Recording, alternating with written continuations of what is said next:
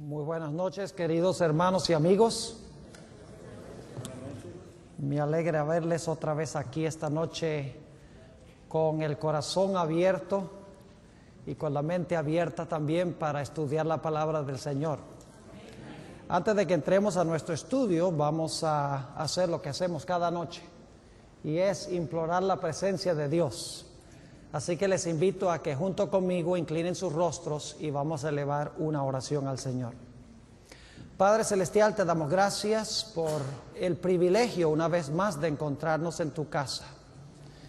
Pedimos, Señor, que tu Santo Espíritu se manifieste en este lugar para sembrar la semilla de la verdad en cada corazón. Te ruego, Señor, que tu palabra no regrese a ti vacía, sino que haga un impacto certero en nuestra alma.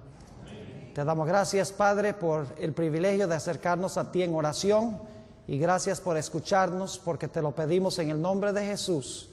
Amén. Para comenzar nuestro estudio, quisiera invitarles a abrir sus Biblias conmigo al libro de Génesis, el capítulo 2, y voy a leer los versículos 15 al 17. Génesis, el capítulo 2 y los versículos 15 hasta el 17. Dice lo siguiente: tomó pues Jehová Dios al hombre y le puso en el huerto de Edén para que lo labrara y lo guardase. Y mandó Jehová Dios al hombre diciendo: de todo árbol del huerto comerás, mas del árbol de la ciencia del bien y del mal no comerás, porque el día que de él comieres, ciertamente morirás.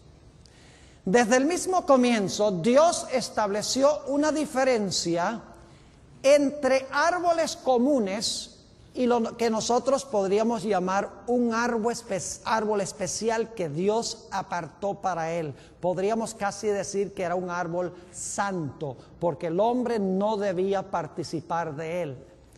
Es decir, Dios hizo una distinción entre los árboles comunes y este árbol especial que él había apartado, y le dijo al hombre: no participes de este árbol, me lo he reservado para mí. Ahora, ustedes notan en este pasaje que dice que si Adán y Eva participaban del árbol que pertenecía a Dios, el resultado iba a ser ¿qué cosa? El resultado iba a ser la muerte. Y así fue que Adán y Eva comieron del árbol, es decir, participaron del árbol que Dios había apartado, que les dijo que no podían tomar de él y comer de él. Y como resultado, la Biblia dice que fueron condenados a muerte.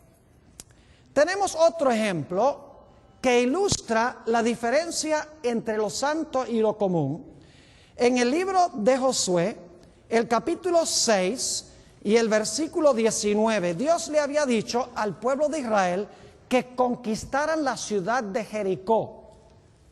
Y como esta era la primera ciudad en la tierra prometida que ellos habían conquistado o estaban por conquistar, Dios le dijo a Israel: el oro, la plata, el bronce y el hierro son para mí, están consagrados para mi santuario, es decir, son santos. Ustedes no pueden participar de estas cosas porque me pertenecen a mí, están consagradas.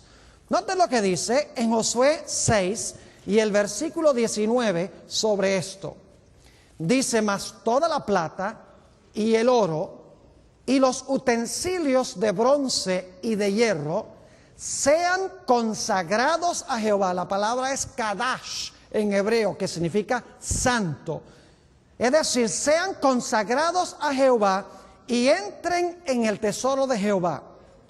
Después de eso, Dios le dijo al pueblo de Israel: cuando ustedes conquisten otras ciudades, ustedes pueden tomar para sí el oro, la plata, el bronce y el hierro y lo que está en esas ciudades. Pero esta ciudad, Jericó, es la primera que ustedes van a conquistar en la tierra prometida. Es mi diezmo de la tierra prometida. Por lo tanto, el oro, la plata, el bronce y el hierro me pertenecen a mí. No son comunes, sino que son sagrados o santos. Pero la Biblia dice que un hombre llamado Acán tomó del oro que pertenecía a Dios. Y para hacer una larga historia corta, nos dice en Josué el capítulo 7 que Dios mandó a apedrear a este hombre y a su familia. Se llamaba Acán. El pecado de Acán fue que él tomó lo que Dios había consagrado para sí, había tomado lo santo y lo trató como si fuera común. Ahora, si había una cosa que Dios había enfatizado en Israel, a los sacerdotes, es que ellos debían distinguir entre lo santo y lo profano, o entre lo santo y lo común. Es más, en la corona del sumo sacerdote se hallaba una inscripción muy interesante. Encontramos la descripción de esta inscripción en Éxodo, el capítulo 28 y el versículo 36. Éxodo 28, 36. Dice aquí: harás además una lámina de oro fino y grabarás en ella como grabadura de sello, santidad a Jehová. Es decir, Dios mandó hacer como una corona que debía usar el sumo sacerdote, que decía santidad a Jehová. La Biblia dice que los sacerdotes, los líderes espirituales o los ministros debían ser muy cuidadosos en enseñarle al pueblo la diferencia entre lo que era santo y lo que era común. Notemos lo que dice en el libro de Ezequiel, el capítulo 44 y el versículo 23 sobre este particular. Ezequiel, el capítulo 44 y el versículo 23. Dios les está hablando a los sacerdotes, a los ministros o pastores de aquella época. Y dice lo siguiente: y enseñarán a mi pueblo a hacer diferencia entre lo santo y lo profano. La palabra profano no es negativa, significa entre lo que es santo y lo que es común. Y sigue diciendo: y les enseñarán a discernir entre lo limpio y lo no limpio. Es decir, debían enseñarle al pueblo a distinguir entre lo que era sagrado y lo que era común, entre lo que era santo y lo que era profano. Era una de las tareas importantísimas de los sacerdotes enseñarle al pueblo a hacer esta distinción. Ahora, en esta noche vamos a estudiar una historia que particularmente ilustra la importancia de distinguir entre lo santo y lo común, entre lo sagrado y lo secular. Es la historia de dos hijos de Aarón que se llamaban Nadab y Abiú. Vayan conmigo al libro de Levítico, el capítulo 9, y voy a leer los versículos 23 y 24. Levítico 9 y el versículo 23 y 24. Aquí se describe el momento cuando se inauguró el servicio del santuario en el tabernáculo en Israel. Y vamos a encontrar que cuando los sacrificios se colocaron sobre el altar, Dios manifestó su aceptación de una forma muy especial. Noten el versículo 23. Y entraron Moisés y Aarón en el tabernáculo de reunión. Y salieron y bendijeron al pueblo, y la gloria de Jehová se apareció a todo el pueblo. Y ahora escuchen bien. Y salió fuego de delante de Jehová. ¿De dónde salió el fuego? De delante de Jehová, y consumió el holocausto con las grosuras sobre el altar. Y viéndolo todo el pueblo, alabaron y se postraron sobre sus rostros. Es decir, el fuego que consumió los sacrificios era un fuego especial, era fuego santo, porque había venido de parte de Dios para consumir esos sacrificios.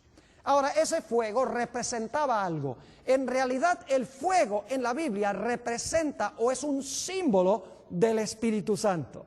Ustedes recuerdan que cuando se derramó el Espíritu Santo en el día del Pentecostés, dice que se vieron lenguas como de fuego, que era una indicación de que había caído el Espíritu Santo.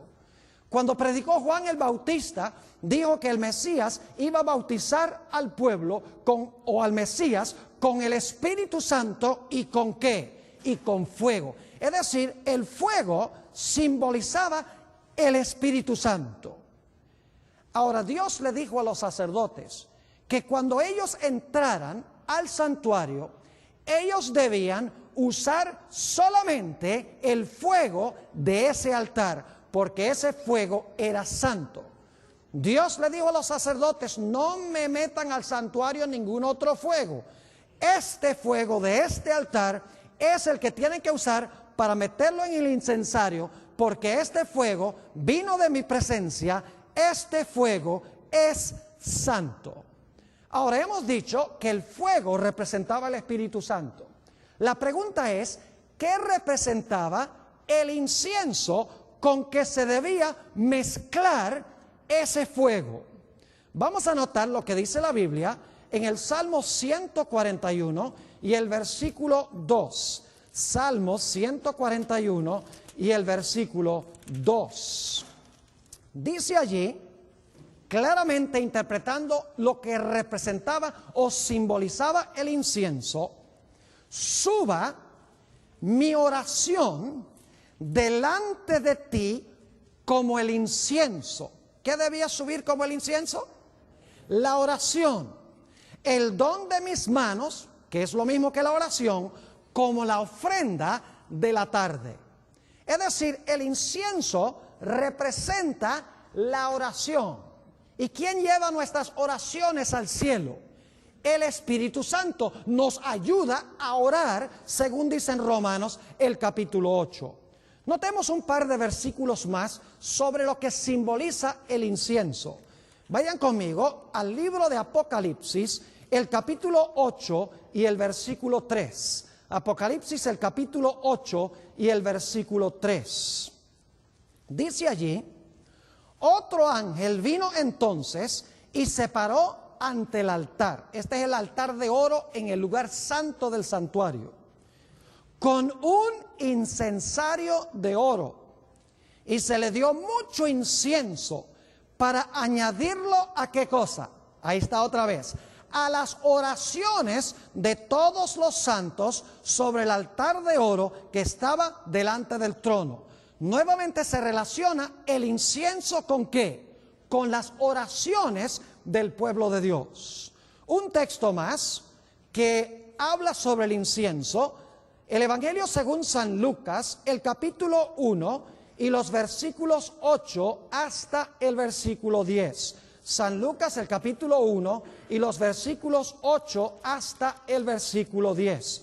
Aquí está hablando de Zacarías, el padre de Juan el Bautista, quien estaba ocupando el octavo turno del sacerdocio, porque eran 24, en el santuario inmediatamente antes de la venida de Jesús. Dice allí en San Lucas 1 y el versículo 8 lo siguiente: aconteció que ejerciendo Zacarías el sacerdocio delante de Dios, según el orden de su clase, conforme a la costumbre del sacerdocio, le tocó en suerte ofrecer el incienso entrando en el santuario del Señor. Y fíjense lo que estaba haciendo la gente afuera mientras él estaba ofreciendo el incienso adentro. Dice en el versículo 10: y toda la multitud del pueblo estaba fuera haciendo ¿qué cosa? Orando a la hora del incienso. Es decir, mientras Zacarías estaba presentando el incienso, eso representaba que las oraciones del pueblo estaban entrando ante la presencia de Dios. Es decir, el fuego representaba el Espíritu Santo y el incienso era simbólico de la oración. Ahora queremos regresar a Levítico 10 y estudiar esta trágica historia, pero también una historia que nos enseña grandes lecciones para que nosotros no caigamos en el mismo error en que cayeron estos dos jóvenes, sacerdotes, hijos de Aarón.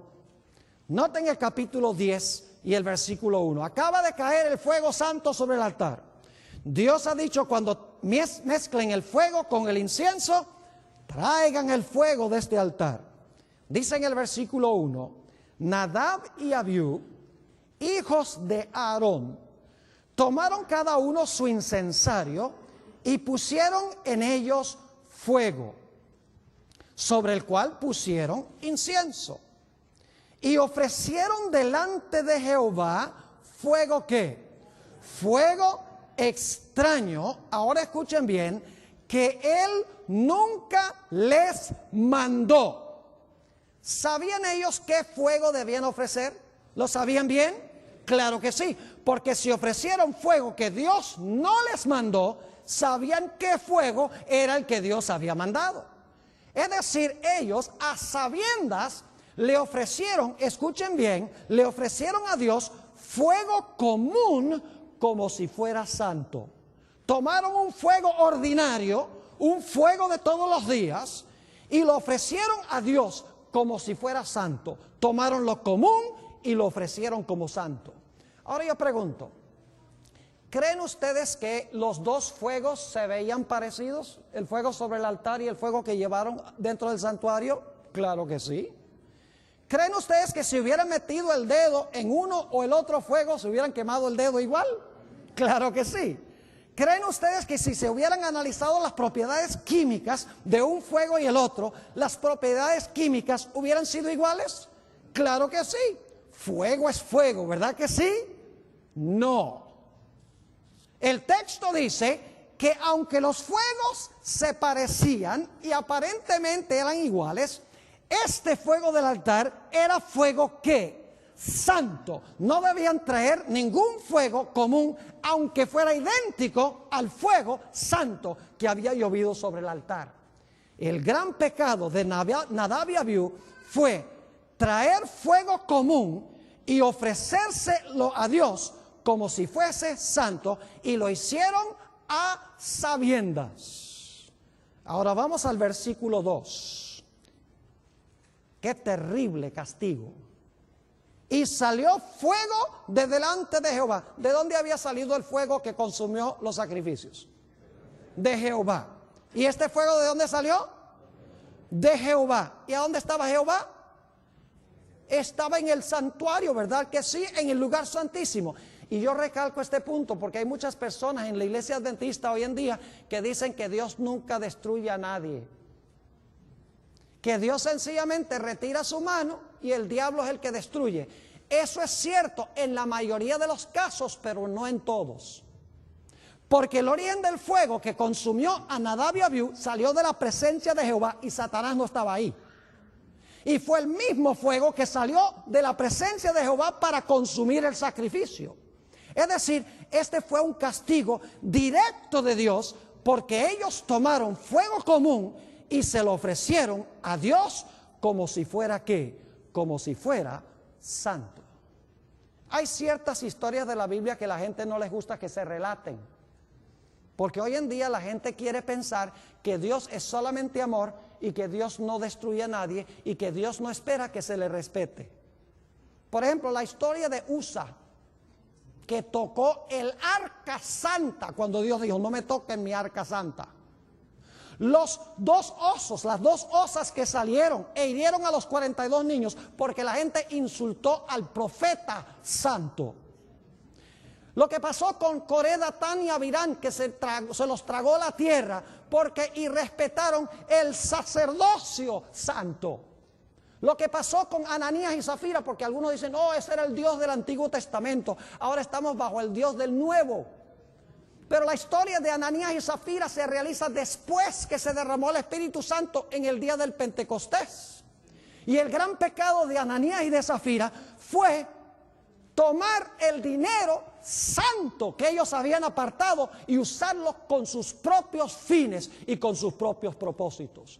En cada uno de estos casos, donde hubo una destrucción que para nosotros es difícil de concebir, difícil de comprender, es porque la gente irrespetó lo que Dios había apartado como santo. Dios espera que se le trate con respeto. Ahora vamos a ver qué fue el gran pecado de Nadab y Abiú. El pecado de ofrecer lo común como si fuera santo. ¿Qué representaba en realidad lo que ellos hicieron? Hemos dicho que el fuego representa el Espíritu Santo y hemos dicho que el incienso representa la oración. Yo pregunto, ¿llevaron ellos el incienso que era? Sí. Es decir, la oración estuvo bien, pero lo ofrecieron con un espíritu ¿de qué? De desobediencia. El Espíritu Santo es dado a los que le obedecen, dice la Sagrada Escritura. Noten lo que dice en el libro de los Proverbios, el capítulo 28 y el versículo 9. Proverbios, el capítulo 28 y el versículo 9. ¿Qué pasa cuando nosotros le ofrecemos nuestras oraciones a Dios con fuego extraño? Es decir, en desobediencia. ¿Puede el Espíritu Santo bendecir esas oraciones? ¿Puede Dios recibir esas oraciones cuando a sabiendas estamos desobedeciendo a Dios? En absoluto. Note lo que dice en Proverbios 28 y el versículo 9. Dice aquí: el que aparta su oído para no oír la ley, es decir, para no hacerle caso a la ley, para no obedecer la ley, su oración también es ¿qué cosa? Es abominable. Yo pregunto, ¿habían desobedecido Nadab y Abiú la ley de Jehová? Sí. Es decir, estaban presentando la oración, pero la estaban presentando ¿en qué? En desobediencia a la palabra de Dios. Y dice la Biblia que esa oración es abominable ante Jehová. Note también lo que dice en los Salmos, el Salmo 66 y el versículo 18 al 20, sobre este asunto de orar a Dios mientras que le estamos desobedeciendo. Salmo 66, y vamos a leer en el versículo 18, Salmo 66 y el versículo 18. Dice aquí el salmista: si en mi corazón hubiese yo mirado a la iniquidad, es decir, si yo tengo iniquidad en mi corazón, el Señor no me habría ¿qué? Escuchado. Es decir, el pecado de Nadab y Abiú fue sí presentar fuego común como si fuera santo, pero eso representaba el hecho de que estaban presentando la oración en desobediencia abierta a la voluntad conocida del Señor. Ahora volvamos a Levítico, el capítulo 10, y vamos a mirar el versículo 3. Levítico, el capítulo 10 y el versículo 3. Entonces dijo Moisés a Aarón: esto es lo que habló Jehová diciendo: en los que a mí se acercan me santificaré, y en presencia de todo el pueblo seré glorificado. Y Aarón cayó. Ahora, una mejor traducción es la que se encuentra en la versión New King James en inglés. Le voy a leer cómo reza allí. Dice, y lo voy a leer en inglés: by those who come near me, I must be regarded as holy, and before all the people, I must be glorified. Es decir, los que se acercan a mí tienen que tener en cuenta de que yo soy ¿qué? De que yo soy santo. Y tienen que tomar en cuenta de que lo que hagan debe traerme gloria. Es decir, deben venir a mí en obediencia, deben venir a mí con respeto, reconociendo que yo soy un Dios santo, el gran Dios del universo. Ahora noten lo que Dios le dijo a Aarón y a Moisés y al pueblo. Generalmente lo que haría Israel en un caso como estos, cuando alguien moría, es celebrar un periodo de luto. Pero fíjense lo que Dios le dijo al pueblo, versículo 4. Y llamó Moisés a Misael y a Elzafán, hijos de Uziel, tío de Aarón, y les dijo: acercaos y sacad a vuestros hermanos de delante del santuario fuera del campamento. Fíjense que son consumidos y terminan ¿dónde? Terminan fuera del campamento. Y ellos se acercaron y los sacaron con sus túnicas fuera del campamento, como dijo Moisés. Es decir, estaban siendo desarraigados de medio del pueblo. Versículo 6. Entonces Moisés dijo a Aarón y a Eleazar e Itamar sus hijos: no descubráis vuestras cabezas, ni rasguéis vuestros vestidos en señal de duelo. Es decir, no se le ocurra a nadie simpatizar con estos pecadores.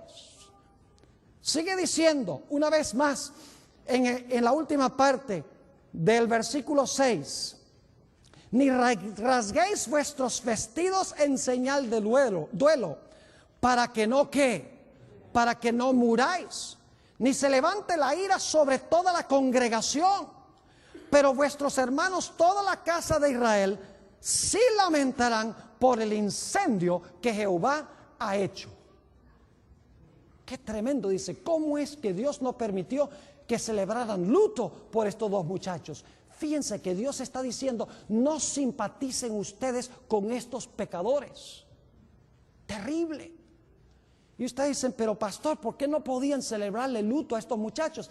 Sencillamente porque ellos habían sido consumidos por su desobediencia abierta a la voluntad de Dios. Así que Dios dijo: no celebren luto para ellos. Y fíjense que hay otro caso semejante a este: el pecado de Coré, Datán y Abirán. Fíjense lo que pasa cuando la gente simpatiza con los transgresores, que transgreden abiertamente la voluntad de Dios y le ofrecen lo común como si fuera santo. Dice en esa historia que trajeron sus incensarios, porque eran solamente levitas, no eran sacerdotes, pero querían ejercer el sacerdocio.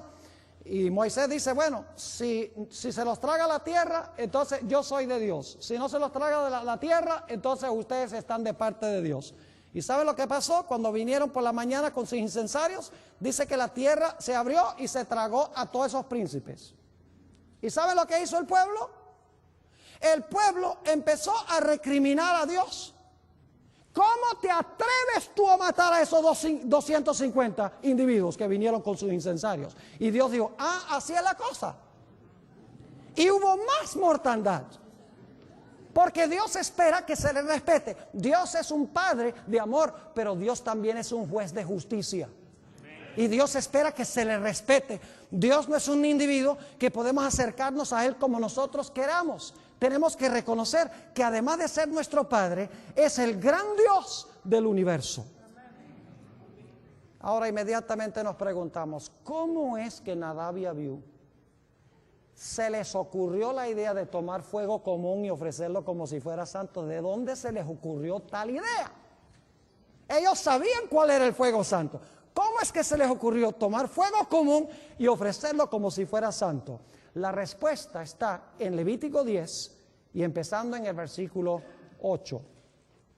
Y Jehová habló a Aarón diciendo: tú y tus hijos contigo no beberéis vino ni sidra cuando entréis en el tabernáculo de reunión, para que no muráis. Estatuto perpetuo será para vuestras generaciones. ¿Qué problema tenían Nadab y Abiú cuando entraron al santuario? Entraron ebrios de vino, dice la Sagrada Escritura. Es decir, habían estado bebiendo y como resultado del vino no eran capaces de distinguir entre lo santo y lo ¿qué? Y lo común, porque estaban ebrios de vino. Fíjense lo que sigue diciendo el versículo 10. ¿Por qué no debían beber vino? Dice en el versículo 10: para poder discernir entre lo santo y lo profano. ¿Lo captaron? Que bajo la influencia del vino, ¿qué no puede hacer la gente? Distinguir entre lo santo y lo profano. Dios dice: cuando entren, no beban vino, para poder discernir entre lo santo y lo profano, y entre lo inmundo y lo limpio.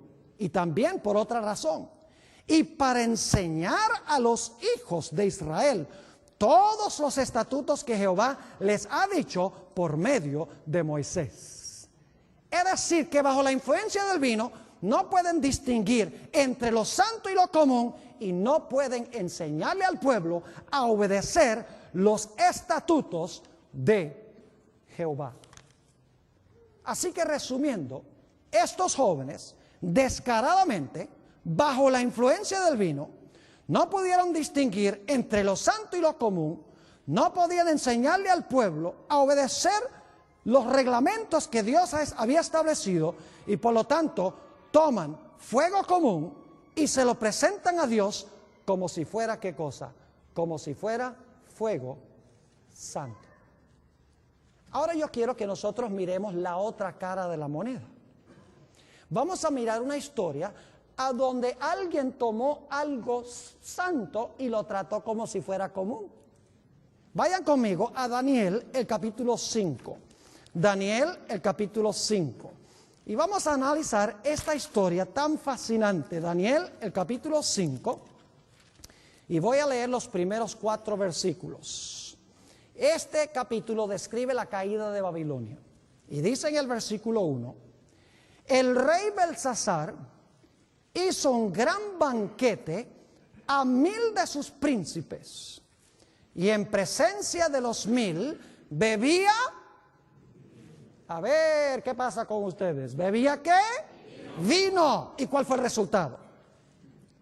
Dice en el versículo 2: Belsasar, con el gusto del vino, mandó que trajesen los vasos de oro y de plata que Nabucodonosor, su padre, había traído del templo de Jerusalén, para que bebiesen en ellos el rey y sus grandes, sus mujeres y sus concubinas. Yo pregunto, ¿esos vasos eran santos o comunes? Eran santos. ¿Y para qué los estaba usando Belsasar?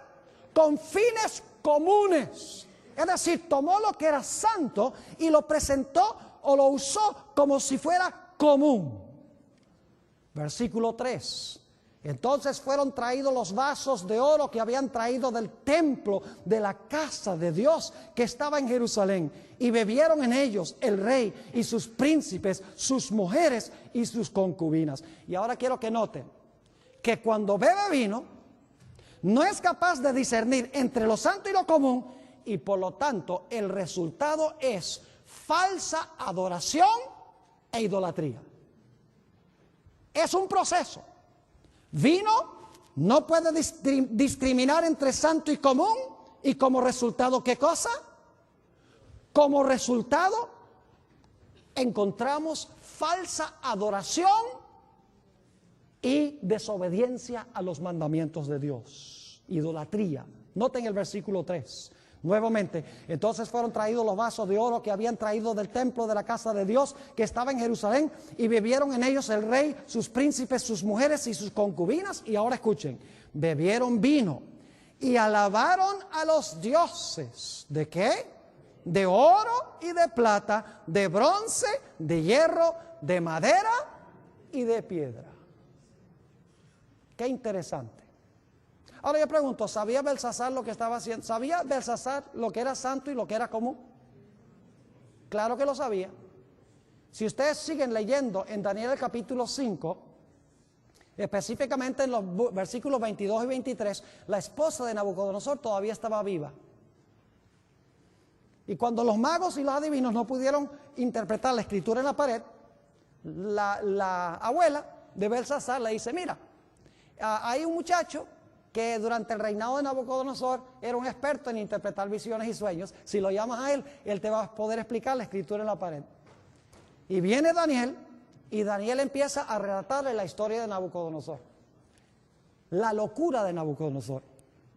Le dijo: mira, Nabucodonosor conquistó a Jerusalén, trajo los vasos sagrados, pero se llenó de orgullo, por lo tanto Dios lo mandó a comer hierba por 7 años, para que manifestase humildad.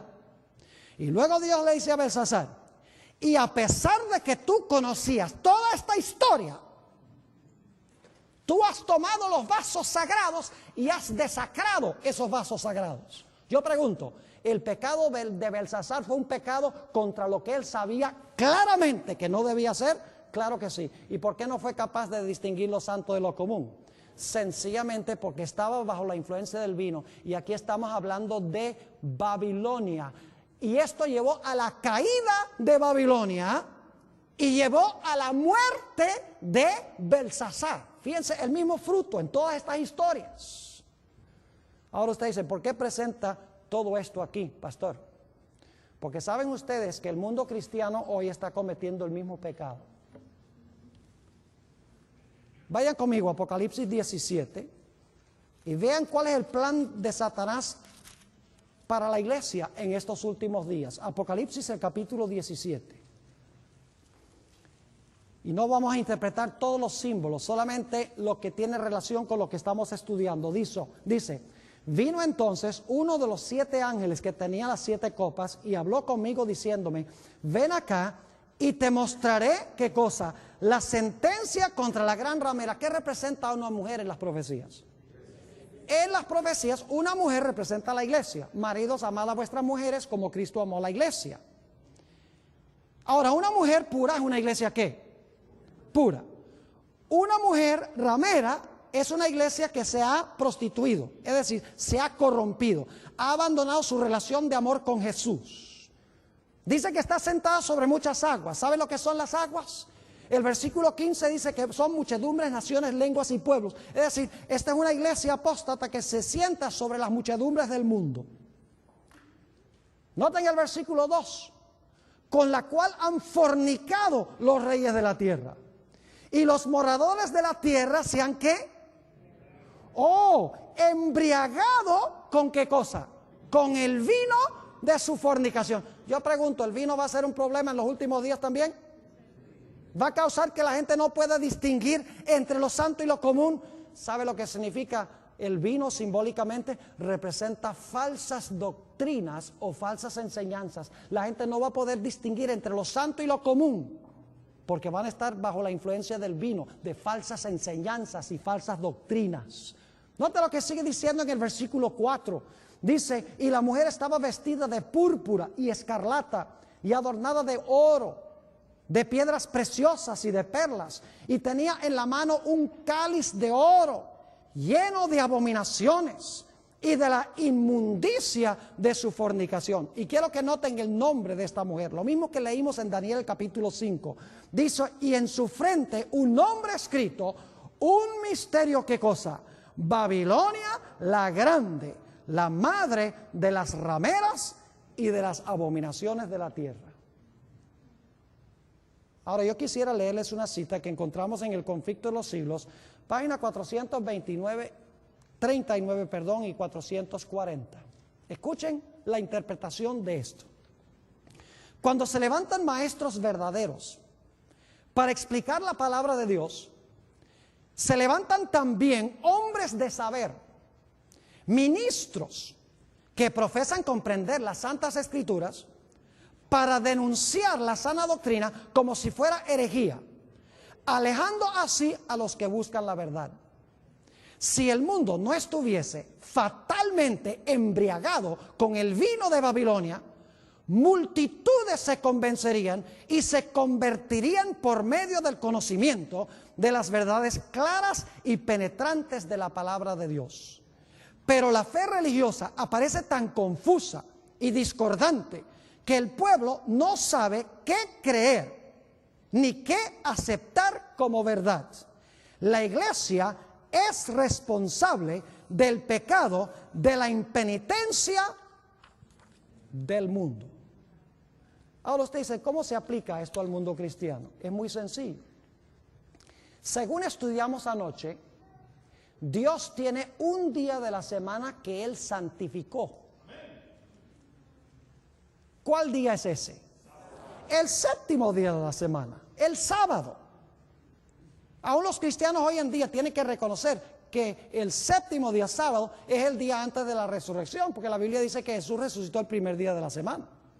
Y uno puede entender cómo los cristianos dicen, celebramos el domingo en honor de la resurrección, y dicen, el domingo de hoy es el mismo domingo de allá, pero dice, el sábado de hoy no es el mismo sábado de allá. Si el domingo de hoy es el domingo de allá, el sábado de hoy es el sábado de allá también. Y Jesús resucitó el primer día de la semana, así que el sábado, el día anterior, es el séptimo día. Claramente la Biblia lo expone. Así que la Biblia dice, 6 días son comunes para tu trabajo, para lo que tú tienes que hacer. 6 días trabajarás y harás toda tu obra. Es decir, son días seculares. Pero un día es ¿qué? Santo. ¿Qué dice el mundo cristiano? El mundo cristiano toma un día que no es santo y lo hace santo.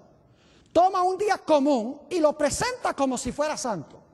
Y toma un día que es santo y lo usa como si fuera ¿qué? Como si fuera común. Ahora, si Dios puede aceptar el domingo como día de reposo, un día común que el hombre le ofrece a Dios como si fuera santo, entonces Dios va a tener que pedirle perdón a Nadab y Abiú. Porque es el mismo principio. Porque es tomar lo que Dios no ha santificado y presentarlo como si fuera santo. Es decir, el mundo cristiano hoy está haciendo exactamente la misma cosa que hicieron Nadab y Abiú. Y dicho sea de paso, esa es la peor clase de idolatría. Y ustedes dicen, ¿cómo que la peor clase de idolatría? ¿Saben que en realidad no hay diferencia entre adorar al sol que en adorar el día del sol? Claro que hay una gran diferencia, pastor. Vamos a mirarlo. Yo pregunto, ¿quién creó el sol? A ver, tan débiles, ustedes no han cenado todavía. ¿Quién creó el sol? Dios. ¿Lo creó para la adoración? ¿Es santo el sol? No. ¿Qué pasa entonces si usted convierte el sol en un objeto santo y lo adora? ¿Cómo se llama eso? Idolatría. Ahora yo pregunto, ¿quién hizo el primer día de la semana? Dios. ¿Lo hizo santo? Entonces, ¿qué pasa si usted lo convierte en un día santo y lo usa como un día santo? ¿Cómo se llama eso? Idolatría. No importa si es un objeto o si es un día. Cualquier cosa común que el hombre toma y hace santo y lo usa para la adoración es idolatría, porque Dios no lo creó, Dios no lo hizo con ese propósito o con ese fin. ¿Me estoy explicando o no me estoy explicando? Ahora, algunos estarán diciendo, pastor, entonces usted está diciendo que todas las oraciones de todos los cristianos no pasan del techo. No, no es eso lo que estoy diciendo. Los adventistas no son el único pueblo verdadero de Dios. Hay millones de personas en todas las iglesias que aman a Dios y que guardan el domingo porque no saben mejor. El pecado de Nadab y Abiú es porque sabían. Por eso la oración no era aceptada. Pero en el caso de los cristianos, hay muchos cristianos que sencillamente escuchen a sus líderes espirituales que deben distinguir entre lo santo y lo común, entre lo profano y lo que es santo.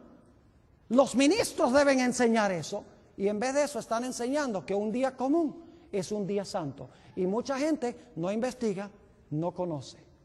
Si aman a Dios y pecan en ignorancia, Dios acepta su sinceridad. Pero ¿saben algo? No podemos dejarlo allí, porque la Biblia nos dice que Dios en estos últimos días está llamando a la gente en esas iglesias que está emborrachada con el vino de Babilonia para que salgan de ese sistema y acepten la verdad de Dios. Note lo que dice Apocalipsis el capítulo 18 y empezando en el versículo 1. Apocalipsis el capítulo 18 y vamos a leer el versículo 1.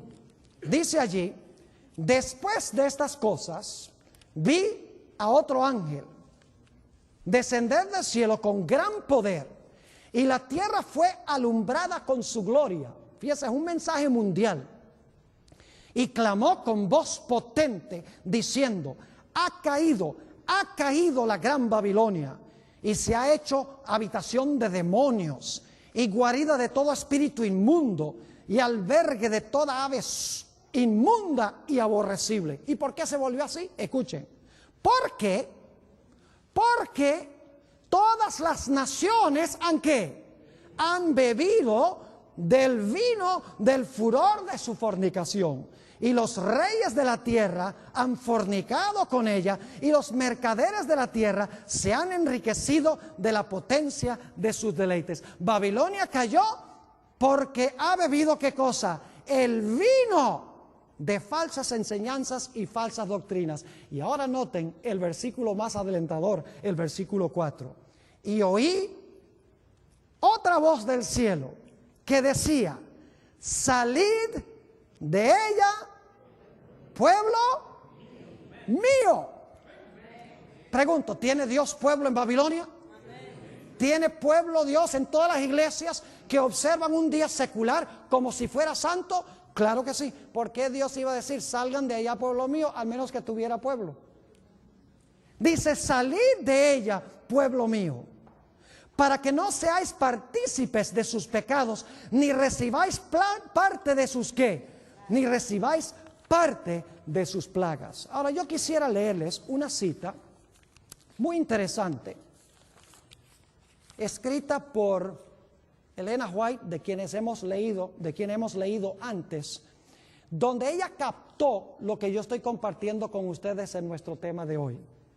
Esta cita se encuentra en una revista que se publicaba antes, se llama Signs of the Times, Señales de los Tiempos, marzo 31, 1898. Fíjense lo que dice: aquellos que ignoran el sábado del Señor y santifican el primer día de la semana, le ofrecen fuego extraño a Dios.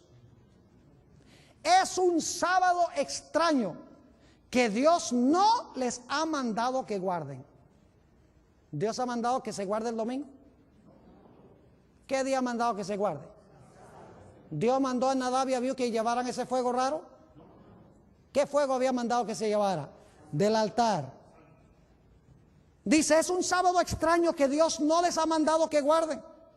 ¿Lo aceptará Él de sus manos? Los hombres han inventado muchas cosas. Han tomado un día común que Dios no ha santificado y lo han revestido con prerrogativas de santidad. Han declarado que es un día santo, pero esto no le da ni un solo vestigio de santidad. Deshonran a Dios cuando aceptan instituciones humanas y las presentan al mundo como el sábado cristiano, día que no tiene como autoridad un así dice Jehová. Así como Nadab y Abiú ofrecen lo común en lugar de lo que ofrecen lo común en lugar de lo santo. Ahora hemos hablado de lo que está haciendo el mundo cristiano, pero hablemos un poco de nosotros ahora. ¿Saben que las decisiones que nosotros estamos tomando hoy en día determinarán a dónde vamos a estar cuando caigan las plagas y cuando venga el Señor Jesús? El tiempo en que debemos aprender a respetar lo que es santo, nosotros en la iglesia adventista, es hoy. Saben que nos hemos vuelto muy descuidados en la forma como tratamos aquello que es santo. Pensamos que a Dios ya no le importa cómo nos vestimos en la iglesia. Pensamos que a Dios ya no le importa lo que hablamos en la iglesia, hablar de temas comunes. Pensamos que a Dios no le importa que salgamos a comer en un restaurante el sábado. Pensamos que a Dios no le importa la clase de música religiosa que escuchamos. Pensamos que a Dios no le importa si diezmamos o no. ¿Saben ustedes que los adventistas que no diezman, que no devuelven el diezmo, cometen el mismo pecado de Nadab y Abiú, porque están tomando lo que es santo y lo están usando para propósitos comunes? Lo único es que el castigo se va a demorar más, porque Dios no castiga inmediatamente, pero últimamente va a pasar. ¿Me estoy explicando o no? Es el mismo pecado. Nosotros pensamos tal vez que Dios ha cambiado. Ya a Dios no le importa que nosotros consideremos santo lo que es santo y común lo que es común. ¿Ustedes creen que a Dios todavía le importa? ¿Estamos sirviendo y adorando al mismo Dios, mis hermanos y hermanas? Claro que sí. Si hay algo que los ministros de hoy deben enseñarle a la iglesia, es la diferencia entre lo que es santo y lo que es común. Mis hermanos y mis hermanas, ahora nosotros estamos tomando decisiones que van a determinar a dónde estaremos en ese gran día final. ¿Saben que algunas personas me dicen, pastor, a mí no me alcanza el dinero para diezmar? Pero la misma gente dice que cuando tenga que entregar la vida por Jesús, la entrego. ¿Ve qué interesante? Algunos dicen, no, si guardo el sábado pierdo el trabajo. ¿Qué le hace pensar a usted que prefiere conservar el trabajo que guardar el sábado cuando va a tener que entregar su vida? Si no está dispuesto de perder el trabajo, no va a estar dispuesto de perder su vida tampoco.